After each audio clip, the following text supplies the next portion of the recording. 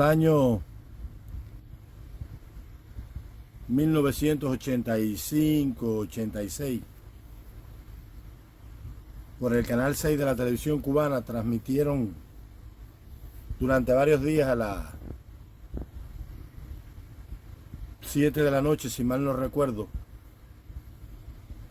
un espacio donde venía un hombre de La Habana y traía un perro pastor alemán que, según decía él, el perro hablaba. Imagina que eso se formó un revuelo nacional, todo el mundo se ponía en la televisión a esa hora de la noche a mirar a ver si era verdad que el perro hablaba. Entonces el hombre cogía el perro, le apretaba el gaznate durante un minuto y lo dejaba sin aire. Y cuando soltaba el gaznate del perro, el perro sin aire regurgitaba y musitaba para afuera cualquier tipo de sonido. Y lo mismo decía boniato en japonés que yuca en chino. ¿Me entiendes? Porque le faltaba el aire y la cantidad de sonidos del diafragma a través de la tráquea salían con aquel aire comprimido que el pobre perro no podía ni respirar casi. Y eso fue lo mismo que pasó el 1 de mayo glorioso hace 2 o 3 días. El pueblo está cogido por el gaznate y gritaron consigna hasta Marlon el guapo natural, porque aparte de que Marlon es anormal, con una amenazadita que le den de censurarlo, cerrarle el espacio, ya el guapo natural está allí, porque de eso se ha encargado el sistema a lo largo de estos 60 y tantos años, en censurar a las personas. Porque la esclavitud es algo que deforma el alma y mata el espíritu. Y cuando los hombres están condenados a no tener ningún sueño, ninguna ilusión, ningún anhelo, a no crear nada propio, a no poder decidir su propio destino, entonces le da lo mismo tener honor que no tener, le da lo mismo tener dignidad que no tener, le da lo mismo tener anhelos que no tener, porque al final no tienen libertad y no pueden decidir nada con su vida. Y eso es lo que le pasa al pueblo de Cuba. La gente sabe que el dólar está a 112 y que el euro está a 125. Y todo el mundo sabe que todos los que estaban allí en la cúpula del poder son unos sinvergüenzas. Empezando por Raúl Castro y terminando por el chivatico más miserable que estaba allí, velando y escuchando y viendo qué hacía para ir rápidamente a denunciarlo. Pero ya la gente perdió todo, ya la gente sabe que al final no van a cambiar ni resolver nada.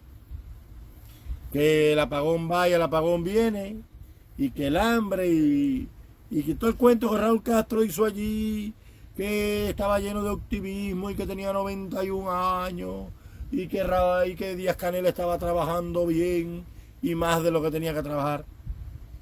Fíjate si está trabajando bien Canelón de pollo, como le dice el coronel Otaola, que los únicos que fueron a desayunar allí, los únicos que fueron desayunados ese heroico día de los trabajadores mundiales, fueron ellos. El resto del pueblo no desayunó. Y en una plantación de esclavos pasaba lo mismo. El amo y la familia de la casona señorial, con el ranchador o los rancheadores, el mayoral y los mayorales, estaban allí bien vestidos, en perfumado, y allá estaba la dotación oliendo a perro mojado, sin desayunar, aclamando que vivían bien en la finca del amo y que todo era una maravilla, y que mi su amo Don Teba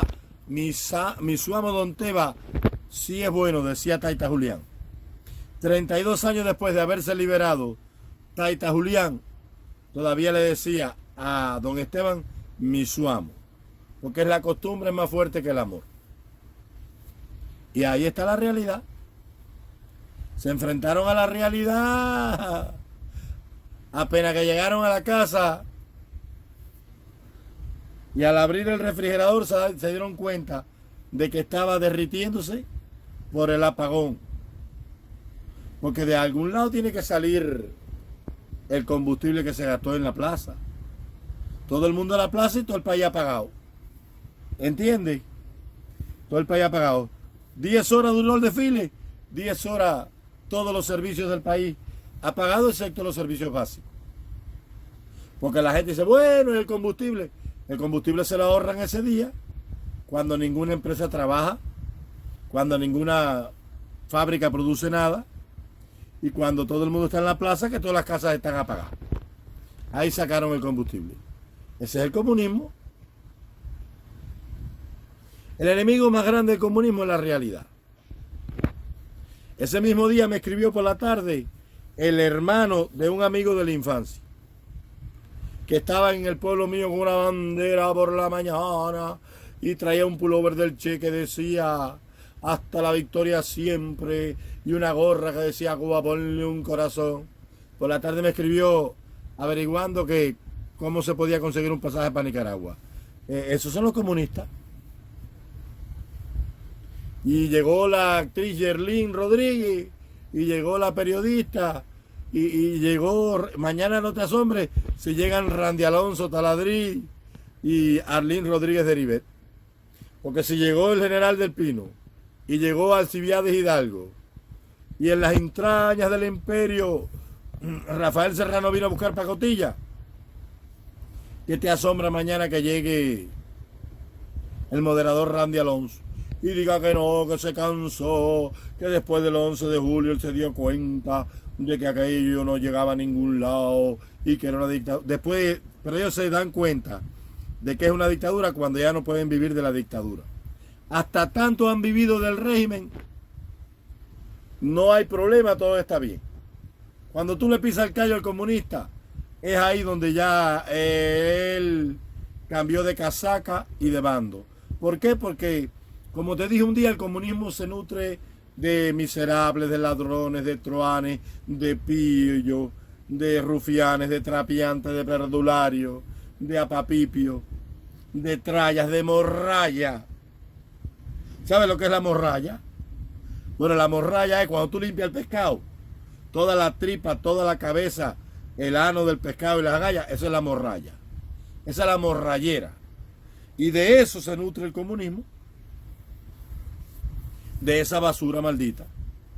El resentido, escritores frustrados, artistas que no pegaron nunca, como Fernando Hidalgo, que nunca fue conductor, ni presentador, ni nada. Se esforzó y se esforzó y se esforzó y nunca pudo ser nada porque eso no nació con él. Él no era como Álvarez Guedes, ni tampoco como Alexis Valdés, ni como Mónico Pino, ni como Luis Silva, ni como Ruperto Lamorú y Valdivia. El Chequera, aquí era, el pobre Chequera, el Mario Sardiña, por mucho que lo metan ahí, nunca va a hacer reír a nadie porque el Chequera ese no es cómico. Eso no vino con él.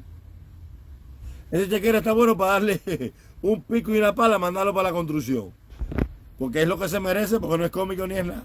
Y así de eso se nutre el comunismo, de resentidos, de frustrados, de artistas surrealistas que nunca fueron ni plásticos, impresionistas ni nada. Lo peor de la sociedad. Un burro guagüero como Maduro, un analfabeto como Evo Morales, un indio aymara campa, chonta de eso de allá, del Bajo Perú, que era la antigua Bolivia, en el Imperio Incaico, que nació en una chamba de esa, que es una choza hecha de paja y caca de vicuña, de alpaca y de llama, que lo único que comió fue papa y quinoa de esa que se da por allá por el Perú. Analfabeto, presidente de un país, como el Pedro Castillo ese, que se parece al hongo lactario del muñequito ruso aquel. Ese es el comunismo, una lacra de desgraciado, de oportunista, de sinvergüenza, de haraganes. Y lo pudiste ver ahí en la plaza. ¡Oye, viva la revolución! Yeah. Gente cinética y sin moral, que van a Naciones Unidas y le caen a palo al secretario general de la ONU y se cagan en la madre, y perdóname la palabra, de quien esté allí, porque los comunistas no respetan nada ni a nadie. Perdonen la palabra que dije, pero es verdad. Y así es el pueblo de Cuba, deformado por ese régimen. Pero ahora se enfrentaron a la gran realidad. No hay ropa, no hay zapatos, no hay comida. Raúl Castro sigue rico, Díaz-Canel viviendo como un rey, y ellos pasando el Niágara en bicicleta. ¿Por qué? Por haberse prestado para el juego, por ser un pueblo sin decoro, hombres sin moral y sin ninguna dignidad. Ahí tienen.